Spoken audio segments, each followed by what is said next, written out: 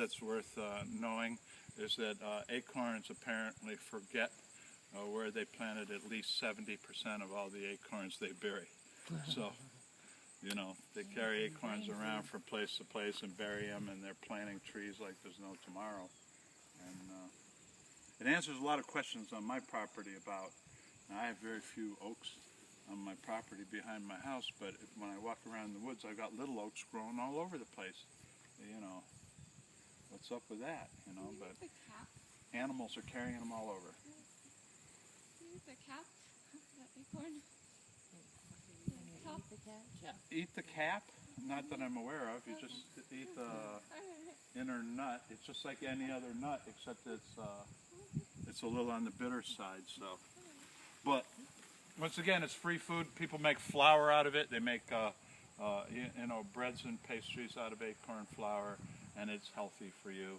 It's probably healthier than a lot of the things that we generally buy.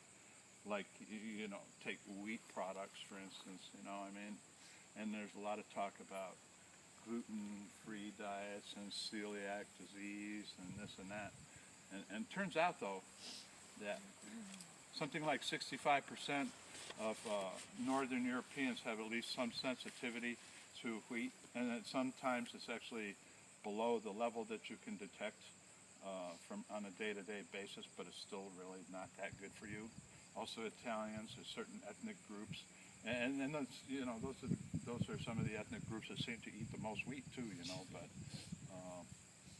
so sometimes, you know, it might be good to give thought to eating some other kind of, say, flour products than just wheat or barley, you know.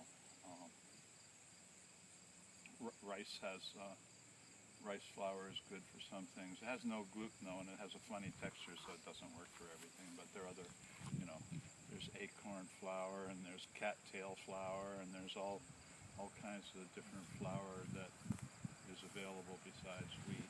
So.